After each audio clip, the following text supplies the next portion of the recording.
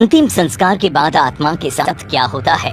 दोस्तों, गरुड़ पुराण में बताया गया है कि मृत्यु के बाद यमलोक से दो यमदूत आत्मा को सिर्फ 24 घंटों के लिए ही अपने साथ ले जाते हैं। इन 24 घंटों में मृतक के परिजन उसके शरीर का अंतिम संस्कार और अन्य कर्म करते हैं, तो वहीं दूसरी तरफ यमलोक में इस दौरान आत्मा को उसके जीवन भर किए गए कर्मों को दिखाया जाता है। इसके बाद यमदूत आत्मा को वापस उसके घर छोड़ देते हैं।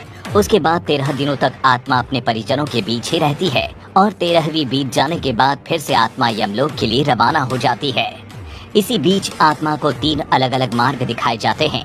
अब इनमें से किस मार्ग पर आत्मा को भेजा जाएगा, ये उसके जीवन में किए गए कर्मों पर निर्भर करता है।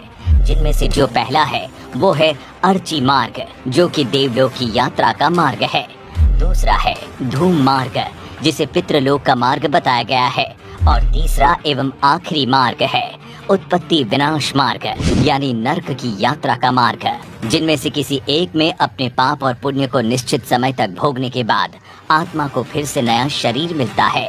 आपको बता दें कि मृत्यु के बाद जीवात्मा की यात्रा इतनी आसान नहीं होती, क्योंकि इस मार्ग में आत्मा को कई प्रकार की बाधाओं का सामना करना पड़ता है।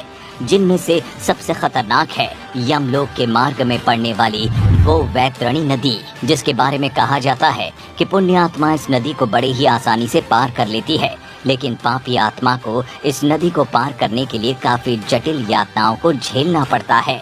इसका आधार हम गरुड़ पुराण को भी मान सकते हैं, जिसमें बताया गया है कि एक बार जब पक्षीराज गरुड़ ने श्री हरि से पूछा कि हे प्रभु, मृत्युलोक और यमलोक के बीच जो वैतरणी नदी मौजूद है, उसे भला इस जीवात्मा का क्या संबंध है और उसे इस नदी में कैसी सजा भुगतनी पड़ती है। तब उन्हें भगवान श्री हरि ने बताया कि हे गरुड़, जो भी पापी आत्मा इस नदी में प्रवेश करती है, वो रक्त से भरे एक पात्र में घी की तरह खौलाई जाती है। इस नदी का जल कीटाणुओं और वज्र के समान सूंड वाले जीवों से भरा रहता है, और जैसे ही कोई पापी आत्मा उस नदी में प्रवेश करती है, वो नदी अचानक से 12 सूर्य से उत्पन्न होने वाली गर्मी के समान तपने लगती है, और उस महाताप में पापी चिल्लाते हुए करुण विलाप करने लगता है। और जब महाताप उसके बर्दाश्त से बाहर चला जाता है, तब वो दुरात्मा उस भयंकर रक्त रूपी जल में डुबकी लगाने लगती है। तो आप जानते हैं कि जिन लोगों ने अपने जीवन में पाप किए होते हैं, उन्हें नरक भेजा जाता है। वहीं जो अच्छे कर्म करते हैं, उन्हें स्वर्ग मिलता है। यहाँ तक कि जो आत्माएं स्वर्ग की हकदार बनती है, उन्हें यमराज स्वयं अपने भवन से स्वर्ग के द्वार तक छोड़ने जाते हैं। यहाँ अप्सराएं उनका स्वागत करती है। वहीं जो लोग सिर्फ अपने बारे में सोचते हैं और जिन्होंने अपने पूरे जीवन काल में किसी दूसरे का हित नहीं किया होता, उन्हें नर्क में स्थान मिलता है। बता दें कि गरुड़ पुराण में अलग अलग नरकों का जिक्र भी किया गया है, जहाँ मृत आत्मा को पापों की सजा मिलती है।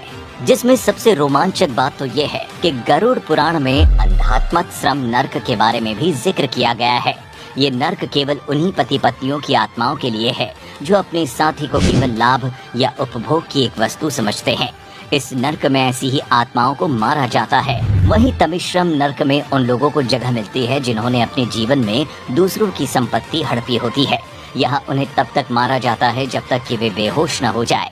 दोबारा होश में आने के बाद फिर से उन्हें इसी तरह लहूलुहान किया जाता है, और ये सिलसिला तब तक चलता है जब तक कि सजा का समय समाप्त न हो जाए। वहीं कुंभी पाकम नामक नर्क में शिकारी लोगों, यानी उन लोगों की आत्माओं को लाया जाता है जो अपने शौक के लिए जानवरों की हत्या की होती है। यहाँ उनके इस कर्म की सजा में उन्हें खौलते हुए तेल में उबाला जाता है। आपको क्या लगता है, आप किस लोक के लोभी बनेंगे? नीचे कमेंट करके जरूर बताएं।